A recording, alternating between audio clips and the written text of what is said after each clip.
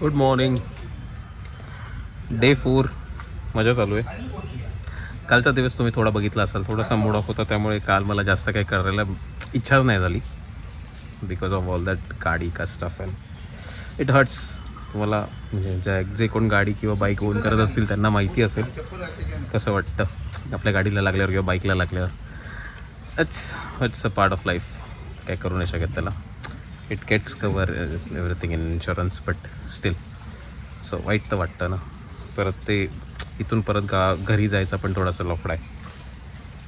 It's okay. आज शेवटचा दिवस. Heading back to Mumbai.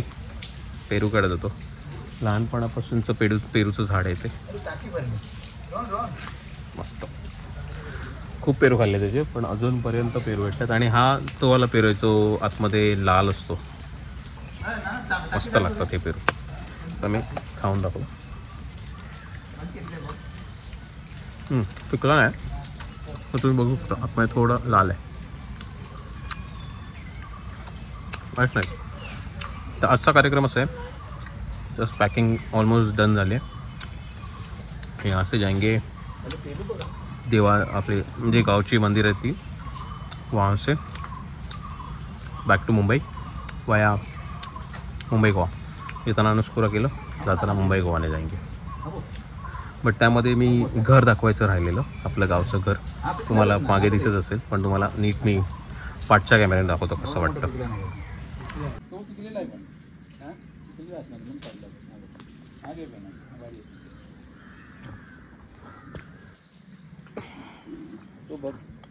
हा कच्चा आहे, हा पिकलाय. हे आहे आपलं बेळं, जिथून ॲक्च्युअल एंटर होतो. ह्याला बेळं म्हणतात, म्हणजे जो आपला बाहेरच्या फेन्सचा जो गेट असतो त्याला बेळं म्हणतात कोकणी भाषेत, किंवा मालवणी भाषेत बेळं म्हणतात. आणि तो म्हणजे वेगवेगळ्या प्रकारचे असतात. तुम्हाला असे दांडे लावलेले दिसतील, 3 दांडे, 2 दांड्यांचा असं 2 पोल असतील आणि त्याला लावलेले, किंवा असा एक छोटासा गेट बनवलेला असेल, ते पण दांडेच आहेत पूर्ण असे 4 बांबू, आणि मध्ये त्याला लोखंडाच्या ह्या लावून ते असे बंद करतात. आणि सेम आपल्या पाठच्या साईडला आहे. हे आहे सुंदर असं माझं घर कोकणातलं. लांब सडक. हे अजूनपर्यंत जुन्या जे स्टार्टला बांधलेलं त्याच याच्यामध्ये. ह्या वर्षाला नाही म्हटलं तरी 100 वर्ष झाली असतील. फक्त कलर काढल्यामुळे थोडं नवीन वाटते. अदरवाईज कलर काढला आहे आणि वरची कौलं चेंज करून आता पत्रे आलेत, बिकॉज आपले वांडर आणि सगळे ते तोडत असतात. त्यामुळे हे थोडंसं इथे एक्सटेन्शन झालेलं आहे. आता सगळ्यांनी थोडं एक्सटेंड केलं आहे, सगळ्यांच्या फॅमिलीज वाढल्यात त्यामुळे. But this is typical Konkan गावचं घर. इकडे 2 मुंबईकर बसलेले आहेत. दिस इज काइंड ऑफ पुढल्या दार, म्हणजे जो बाहेरचा हॉल. ही अशी पडवी असते. ती पहिली पूर्ण ओपन होती 4ही बाजूंनी. म्हणजे आम्ही जेव्हा लहान होतो तेव्हा ह्या पूर्ण पडवीतून खेळायचं, पण आता सगळ्यांनी रूम्स केलेत त्याचे. इथून आतमध्ये गेलो की आपल्या कोकण साईडला अशी, म्हणजे घरांचे स्ट्रक्चर जनरली असे असतात जिथे बाहेर हॉल असतो, मध्ये एक वळे म्हणतात, दिस इज वळे. तिथे आमचा बाप्पा बसतो.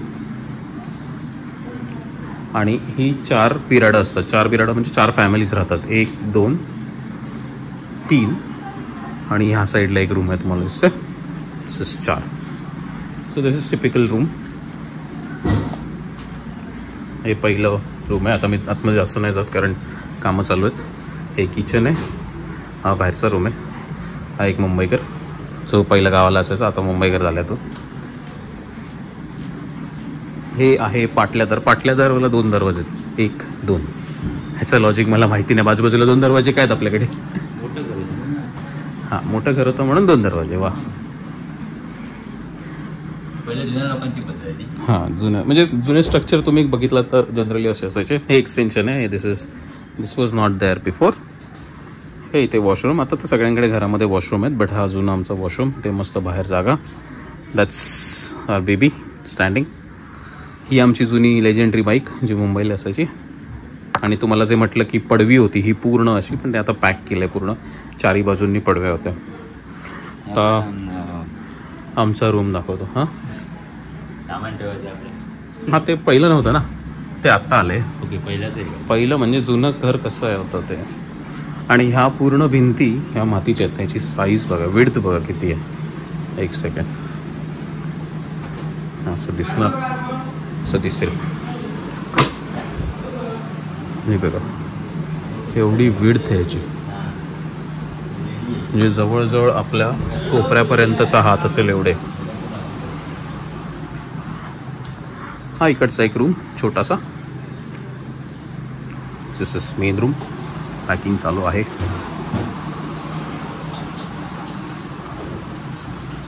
दिस इज किचन. इथे निहारी पॅकिंग चालू आहे, मुंबईला घेऊन जायची. सॅम हाय कर.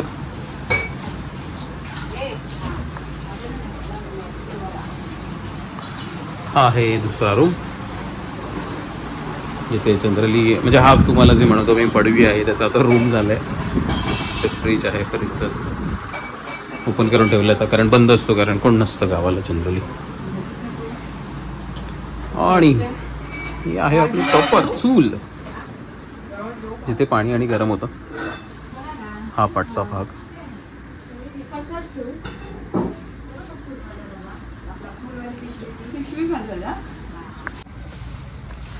मला नक्की सांगा तुम्हाला गावचं घर बघून कसं वाटलं. खूप लोकांना आठवण आली असेल त्यांच्या घराची, कारण गाव हा विषयच असा आहे की जिथे आपण किती नाही म्हटलं तरी इमोशनल असतो, किंवा एक असा वेगळाच एक प्लेस असते की ती तुम्ही कितीही मोठे व्हा किंवा कितीही मोठं घर घ्या, but this house not gonna match. चलो, नवीन नेक्स्ट प्लॅन असा आहे की देवळात जायचं आहे. आपले जनरली आम्ही असं करतो की जेव्हा आम्ही घरी जात असतो तेव्हा आमचे 2 देवळं आहेत. एक रामेश्वराचं देऊळ आहे आणि एक त्रिबादेवीचं देऊळ आहे. आम्ही न चुकता तिथे जाऊन पाया पडून मग मुंबईला जायला निघतो. आता ते प्लॅन आहे. आता अजून ऑलमोस्ट 1 तासात आम्ही निघू. Then will see. मग आपण मुंबई गोवाचे हाल पण बघू सध्या, आणि मी तुम्हाला गाडीचं पण दाखवतो की काय केलं आहे आम्ही आता, आणि किंवा ते कसं राहिलं आहे किंवा काय. हे आहे पाठचा बेळा. This is also kind of same, पण इथे जाळीवेळी काय नाही. 2 म्हणजे असे बांबू लावून 3 बांबू लावून उभे बांबू लावलेले आहेत. आणि हे असं पूर्ण त्या टोकापासून ह्या टोकापर्यंत जिथे आपली गाडी उभी आहे तिथपर्यंत लावलेलं आहे. तिथपर्यंत फेन्स आहे, म्हणजे पूर्ण प्रॉपर मागे अशी. हे दुसरं घर आहे जे आपल्या खाली राहतात ते. आणि हा आमचा रस्ता. लावते पणजी आजी. हे घे, मच्छर भरपूर धर. एवढं लावलंय.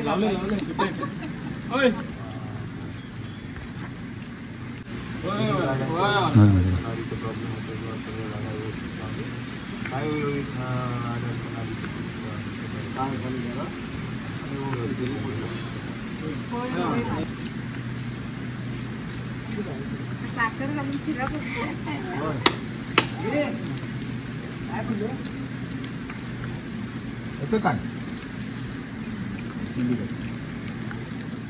माहिती घे बघ.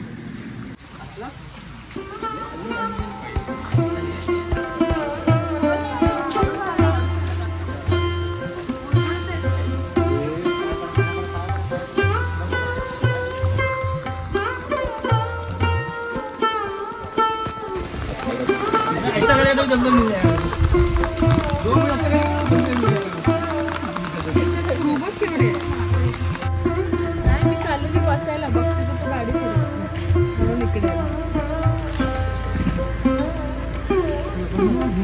आलो.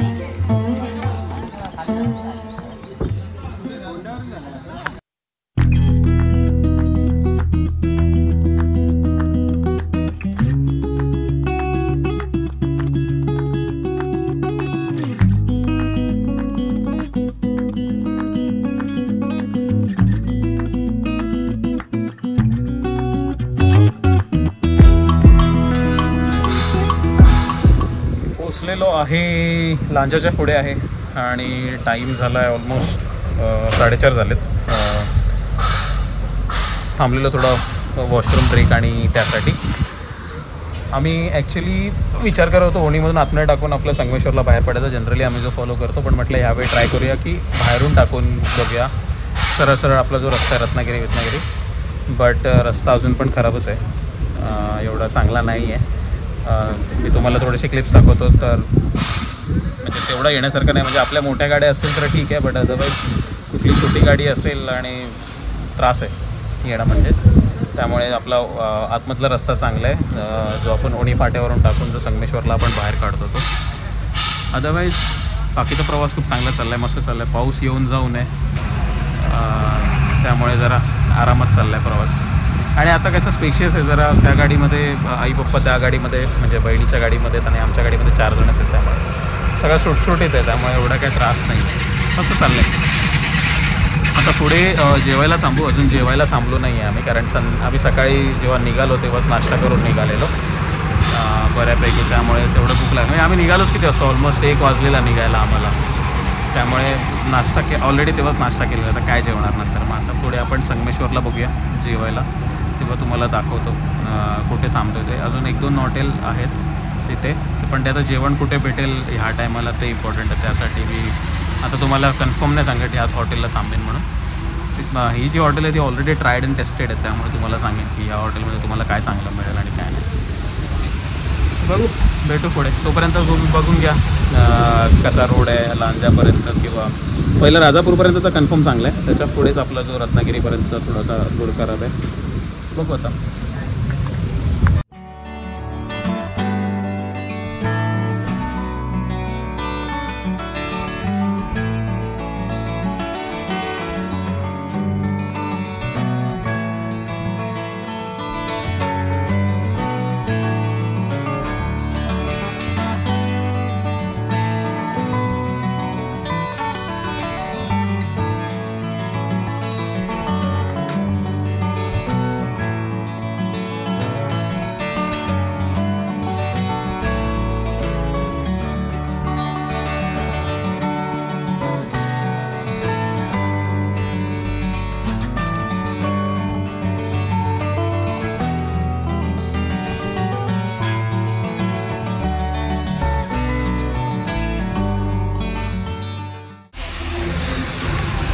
कैसा था खाना?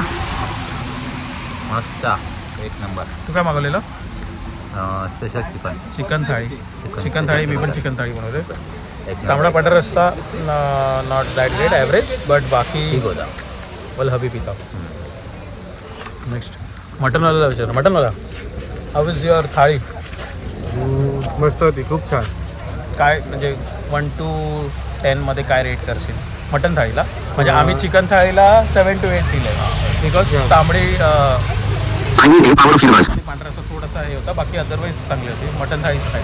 मटन थाली 8.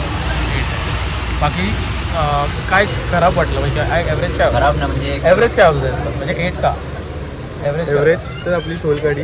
हां, सोलकढी ॲव्हरेज. येस, म्हणजे आणि रिंग मालवणी आमच्यासाठी खूप ॲव्हरेज. तुझ्या तांबडा पांढरा होता? हा होता ना, तो पण पण चांगला नाही. ओके, तो सेम होता. सेम होतं. ओके, म्हणजे मग ठीक. प्रॉन्सवाल्याला विचारा. प्रॉन्स हाऊ वॉज थाळी?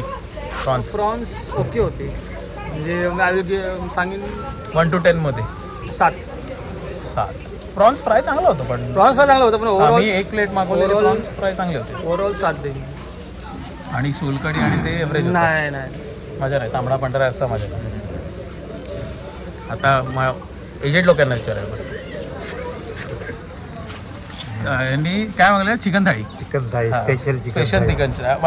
सेम. हा, मी आता माझं रेटिंग नाही सांगत. 1 to 10 मध्ये काय रेटिंग आहे? 1 to 10 मध्ये 9 देऊ शकतो. ओके, 9 आहे. काय आवडलं तुला? मला त्याच्यामध्ये सुक्कं मटन, सुक्कं चिकन आणि मसाला चिकन ते दोन्ही चांगलं. ओके. पांढरा रस्सामध्ये थोडा प्रॉब्लेम होता, हा. म्हणजे तो एवढा खास नव्हता. आणि सोलकढी? सोलकढी पण ठीक आहे, ॲव्हरेज होती. म्हणून तो 1 पॉईंट कापला. हां, तो कापला त्याच्यासाठी. इकडे विचारूया. व्हेजवाल्यांना विचारा. व्हेज. हां, तिला पण विचारू ना. हां, तुझं रेटिंग काय पण? 1 to 10. नाही जास्तच आवडली. सोलकढी मला नाही आवडली. आणि तांबडा पांढरा तांबडा पांढरा पण मी 8 रेटिंग 10 आउट ऑफ 8 म्हणून 9. हां ओके. बाकी सगळं मस्त. व्हेज मस्त. माझं अलाकार्ट होतं हां तर मग काजूची भाजी वॉज 8 आउट ऑफ 10. भाकरी वॉज गुड. आणि मेन म्हणजे मी कोथिंबीर वडीला 10 आउट ऑफ 10 देईन. आणि कुरड्या पापड पण 10 छान out of होते 10. 10 आउट ऑफ 10. आणि Because, मला एकच चॉकलेट पान भेटलं 10 आउट ऑफ 11. खतरनाक होतं, सिरियसली खतरनाक होतं. आणि ते शोधलं मी होतो. येस चांगलं. कोण राहिलं? काकी राहिली. हां तू काय मागवलेलं?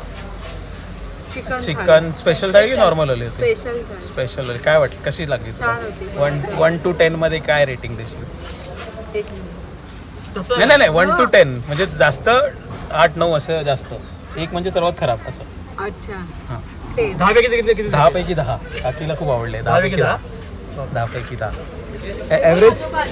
हां पप्पांनी काय मागवलं? पप्पा तुम्ही काय मागवलेलं? ब्रॉन्झ थाली. प्रॉन्स थाळी. पण पप्पांनी नॉर्मलवाले मागवलेले, स्पेशल नाही. नॉर्मलमध्ये काय नाही येत? फ्राय नाही Fry येत? नाही. ओके. कशी काय तुमची रेटिंग 1 to 10 मध्ये? 1 to 10 7. 7. काय नाही आवडलं तुम्हाला? म्हणजे ठीक आपल्या घरच्या साधारण असते तशीच होती. म्हणजे अशी वेगळी चव असं काय नाही. असं काय एक्स्ट्रा ऑर्डिनरी असं काय? कोण राहिले? हा आजोबा राहिले. आजोबा काय कशी वाटली? तुम्ही काय मागवलेलं? नॉर्मल चिकन थाळी. तुमची प्रॉन्स थाळी होती? कशी वाटली? चांगली वाटली. किती 1 ते 10 मध्ये किती रेटिंग द्याल? 1 ते 10 मध्ये किती 5, 6, 7 असे किती? 5. 10 पैकी 5च आवडली नाही? आवडली तुला म्हणजे 7% आवडली की 8%? 5%. ठीक आहे. पण रिव्ह्यू खूप चांगला आहे या हॉटेलचा. रोहनने सजेस्ट केलेली, त्यामुळे रिव्ह्यू चांगला होता. फक्त आणि त्याच्यामध्ये एक ॲडव्हान्टेज असं होतं की आम्ही सगळ्यांनी भाकऱ्या मागवलेल्या, त्यामुळे म्हणजे भाकऱ्या खूप चांगल्या आहेत आणि सर्व्हिस खूप फास्ट आहे. त्यामुळे जर तुम्हाला यायचं असेल तर मी डिस्क्रिप्शनमध्ये ॲड्रेस टाकेनच. अदरवाईज हे आपल्या संगमेश्वरचा ब्रिज सोडल्यानंतरच स्वाद लागतं. If you are coming from Mumbai it is on the left side. If you are coming from Goa side तर त्यांचं राईट साईड.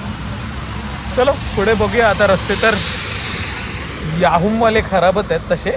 आता पुढे होपफुली आता रत्नागिरीनंतर थोडे चांगले होतील असं, म्हणजे जो आपला जुना रस्ता आहे तो तर लागेलच. मग पुढे बघूया.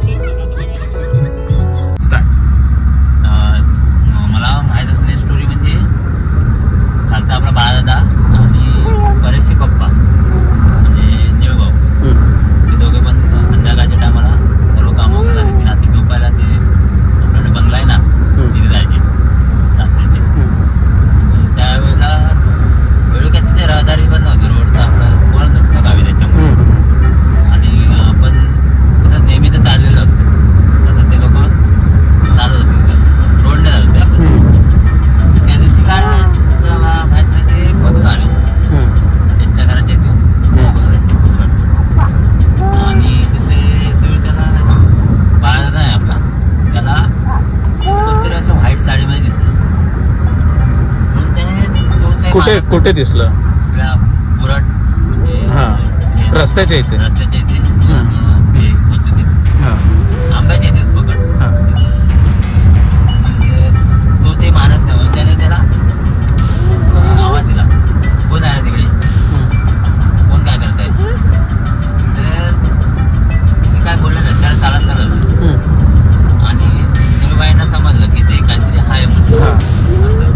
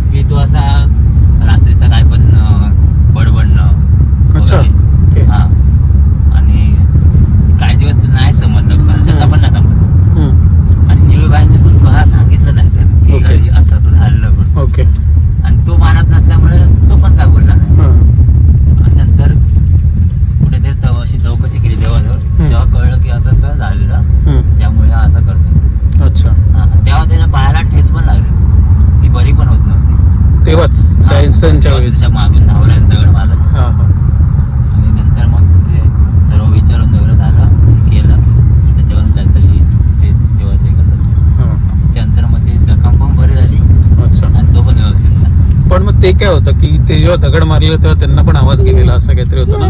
ते त्याच्या- वाडीतल्यांना आपल्याला आवाज आलेला ते बोलतात अच्छा आपल्या वाडीतल्या म्हणजे त्यांच्या घरच्यांना हां हां आपल्या वाडीचे येते हां पण त्यांना ते माहित नव्हतं ना काय होतं नक्की. बरोबर. तर त्यानंतर मग त्यांनी सांगितलं की असं असं झालेलं माझ्याकडून. अच्छा तेव्हा मग ते समजलं की आपण असं असं हे केलेलं तिथे आणि ते त्या प्रकारे आपल्यावर उलटलं सगळं खरं घडलं करून. आणि ती प्रॉपर व्हाईट साडीमध्ये होती अच्छा जी कोण होती कोण हम्म. जी कोण होते ते आणि ते त्यांना ते मुद्दाम नाही करत ऍक्च्युली अच्छा पण ते असं